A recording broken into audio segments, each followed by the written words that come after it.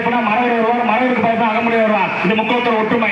இதை தாண்டி தமிழ் சமுதாயமாக நெல்லையிலிருந்து நம் மேலூர் பொதுமக்களுக்கு ஒரு பிரச்சனை என்றுடன் இங்கு வந்துள்ள வெள்ளாளர் முன்னேற்ற சங்க தலைவர், மாநில இளைஞரணி தலைவர் பந்தல் ராஜா அவர்களை கண்டனவராக அன்புடன் அழைக்கிறேன்.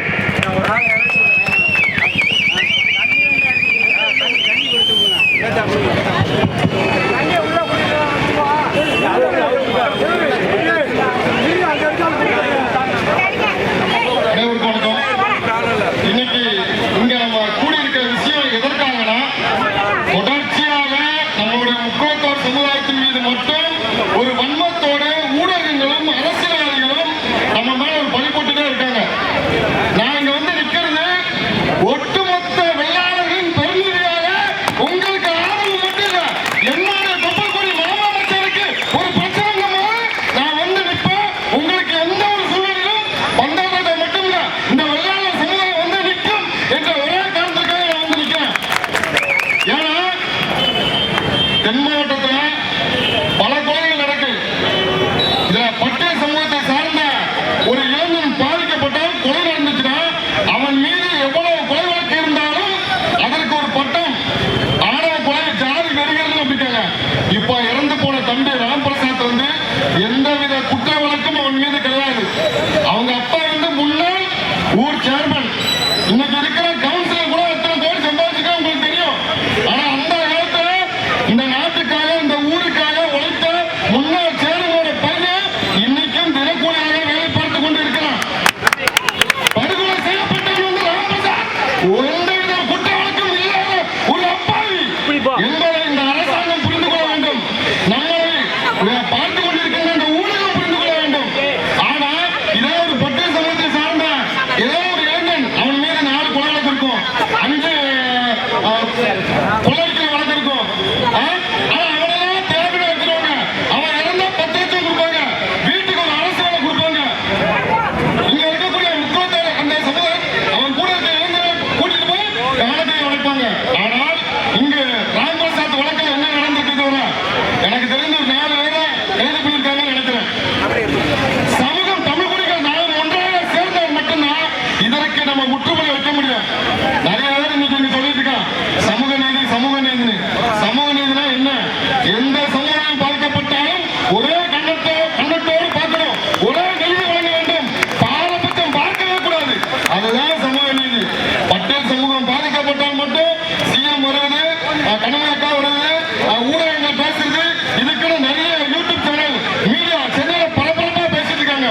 ராம்பிரசாத் வழக்குக்கு யார் பேசினா, எந்த அரசியல்வாதி பேசினா, எந்த ஊடகம் பேசிட்டு சொல்லுங்க போக்கும். அதிமுக திமுக சார்ந்த நம் சமுதாயத்தை சார்ந்த எத்தனை பேர் அரசியல்வாதி வந்துட்டோம். உங்களுக்கு முக்குளத்தோருக்கு ஒரு பிரச்சனை என்றால் முக்குளத்தோர் சமுதாயத்தை சார்ந்த இந்த மேடையில் இருக்கக்கூடிய தலைவர்கள் தான் வருவார்கள். எந்த அரசியல் தலைவர் வர மாட்டான். அதை நம்ம நன்கா புரிந்து கொள்ளணும். கோயம்புத்தூர்ல எங்களுடைய மாநில இளைஞரணி பொறுப்பாளர் மீது பிசிஆர் வழக்கு கேள்விப்பட்ட உடனே தூத்துக்குடியிலிருந்து எஸ்.சி. ராஜா தேவர் கோயம்புத்தூர் வந்தாரு. இதுதான் நம்முடைய நட்பு, இதுதான் நம்முடைய உறவு. நாங்கள் அனைத்து சமுதாயத்தையுமே நேசிக்கிறோம். நாங்கள் இந்த எல்லாரும் ஒன்றாக இருக்கணும்னு நினைக்கிறோம். இதே மேடையில் இருக்கக்கூடிய முக்கியத்துவ சமுதாய தலைவர்கள் பல்வேறு சமுதாய தலைவருக்கு போய் நாங்க ஒண்ணு, நாங்க ஒருத்தாரி மக்கள் அப்படியே மேடைக்கு மேடைக்கு பேசுறோம்.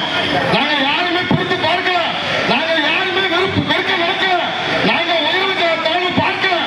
ஆனால் இந்த அரசாங்கம் மட்டும் ஏன் தலித்து என்று சொல்லப்படுவது மட்டும் போகுது?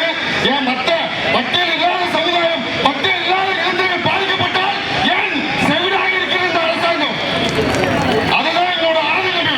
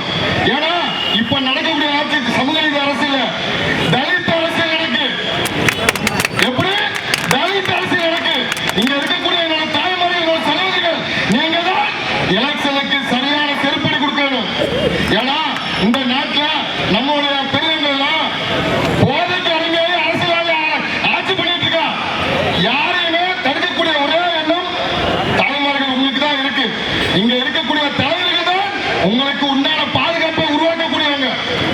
அதனால அதிமுக கல்லறிக்க மரவழிக்க ஓட்டு போடாதீங்க.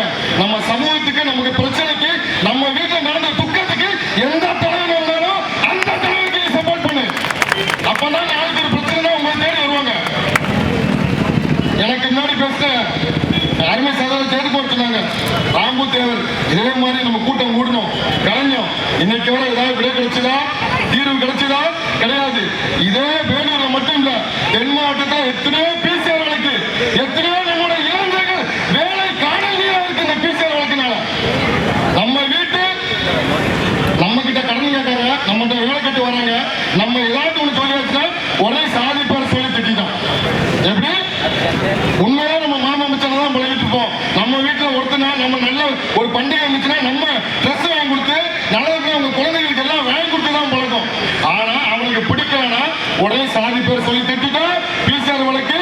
இதற்கு அவனுக்காக குரல் கொடுக்க பல்வேறு தலைவர்கள் இருக்காங்க. நல்லா பார்த்துக்கோங்க. திருநெல்வேலியில சுஜித் என்ற ஒரு இளைஞனுடைய பார்த்திருப்பீங்க நீங்க எல்லாருமே. அவனுக்காக முதல்வரை போய் பார்க்கிறாங்க, பிரதமரை நாடாளுமன்றத்தில் பேச வைக்கிறாங்க. இன்னைக்கு நம்ம ராம் தம்பி பிரசாத் காண்டி சட்டசபையில் யார் பேசினா, யாரு நாடாளுமன்றத்தில் பேசினா, பேசக்கூடிய ஒரு தலைவரை சட்டமன்றத்துக்கும் நாடாளுமன்றத்துக்கும் அனுப்ப வேண்டிய உரிமை பொறுப்பு உங்ககிட்ட இருக்கு. அனுப்புவீங்களா? இங்க இருக்கிற கூட்டம் சும்மா கூட்டின கூட்டம் இல்ல. நாளைக்கு இதே போல் ஒரு கொலை நம்ம வீட்டில் நடந்துடக்கூடாது. இதே போல் ஒரு இழப்பு நம்ம இந்த சுற்றி இருக்க வட்டாரத்தில் யாருக்குமே நடந்துடக்கூடாது. அந்த ஆதங்கத்தில் நம்ம கூடியிருக்கோம். அதனால எப்பொழுதுமே வெள்ளாளர் சமுதாயம் உங்களுக்கு உறுதுணையாக இருக்கும். இங்கு தமிழ் தேசியம் பேசிக்கொண்டு இங்க தமிழ் குடிகளை கெடுத்துக் கொண்டு இருக்கிறார்கள். நாம் வெளித்துடன் இருப்போம், வெளிப்பா இருப்போம், ஒன்றாக இருப்போம், என்றும் நாம் தமிழாக இருப்போம்.